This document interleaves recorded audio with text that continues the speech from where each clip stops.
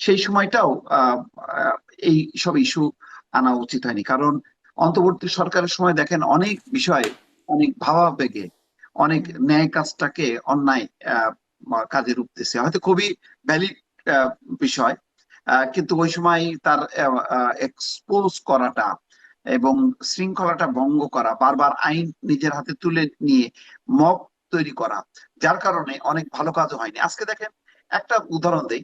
আজকে রাষ্ট্রপতি আহ, সপরিবারে লন্ডনে গেলেন চিকিৎসার জন্য।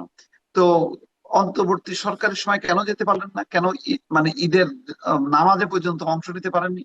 উনি তো নিজে বলছেন যে আমাকে সেখানেও পার্টিসিপেট করতে দেওয়া হয়নি, অথচ তার অধীনেই তো পুরো ডক্টর মোহাম্মদ ইউনূস সহ সবাই শপথ নিয়েছে, কিন্তু তাকে আবার মানে বঙ্গভবনে অবরুদ্ধ করে রাখা হয়েছে। তো এই যে কাজগুলি, এগুলি যে ভুল, এটা তো আহ, রাজনৈতিক সরকার হিসেবে তারেক রহমানের সরকার এটা অনুসরণ করতে পারতো, কিন্তু করেনি।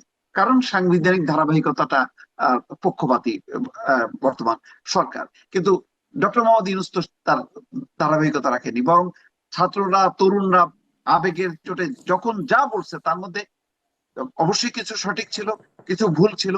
এই ভুলের মধ্যে আপনি সামন্ত লাল সেনের কথা বলতে পারেন, তার মতন বিশেষজ্ঞ। এটা তো মানে যদি রাজনীতিটা বাদ দেন, সে মন্ত্রী ছিল, এইটা মাথা থেকে যদি বাদ দেন, তাহলে তো এইরকম একটা গুরুত্বপূর্ণ সময়, জীবন বাঁচানোর সময় তাকে কাজে লাগানো যেত, কিন্তু কাজে লাগানো যায়নি। ওই যে মব কালচারের মধ্যে আমরা তখন ঢুকে পড়ছিলাম। রাষ্ট্রপতি তো বঙ্গভবনে অবরুদ্ধ ছিল, মানে তার সাথের যারা ছিলেন বা তার নিয়োগকর্তা যারা ছিলেন মূলত তারা তো সব জেলখানায় বা পলাতক অবস্থায় ছিলেন, ফলে তিনি তো বরং ভালোই ছিলেন মনে হয় এই সময়টা।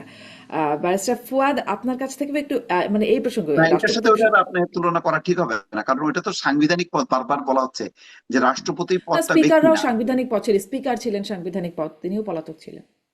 হ্যাঁ, পলাতক ছিলেন, উনি তো নিজে থেকে পদত্যাগ করছেন, ওনাকে তো ফোর্স করা হয়েছে বলে কেউ যায়নি। এটা এটা তো বরং উনি অন্যায় করছেন। উনি কেন পদত্যাগ করতে গেলেন? ডেপুটি স্পিকার ওনাকে কি জেলে বলা ছিলেন। হয়েছে পদত্যাগ করার জন্য?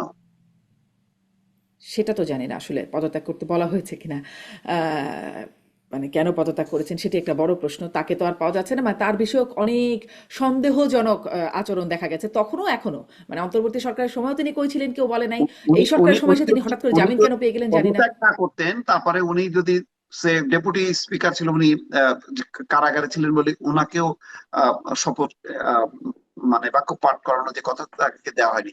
তো ওই একই ভাবে কারণে যদি শিরীন শারমিনও যদি কারাগারে থাকতেন, সেটা অন্য কথা, কিন্তু উনি তো পদত্যাগ করে একটা সাংবিধানিক সংকট তৈরি করলেন। ধরেন রাষ্ট্রপতি যদি ওই সময় পদত্যাগ করতেন, তাহলে সংকটটা আরো বাড়তো।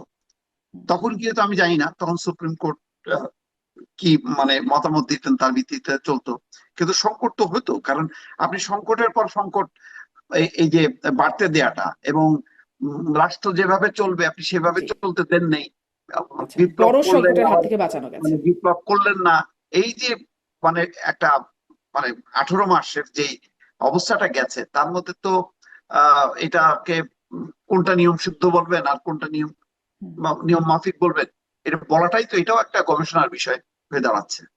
জি, আমি এই প্রসঙ্গটাই আসলে খুব একটা কথা বলবো না। তারপরে ব্যারিস্টার ফুয়াদ, কোনো পিক অ্যান্ড চুজ অন্তর্বর্তী সরকারের সময় এখনো, মানে আপনি আইনের মানুষ, এই জন্য জিজ্ঞাসা করছি, এই পিক অ্যান্ড চুজ প্রক্রিয়া আগেও ছিল, মানে সেই প্রক্রিয়াটা কি চলমান আছে নাকি, যে কাকে জেলে নেওয়া হবে, কাকে ছাড়া হবে, বা কাকে ধরা হবে, কে জামিন পাবে, কে পাবে না?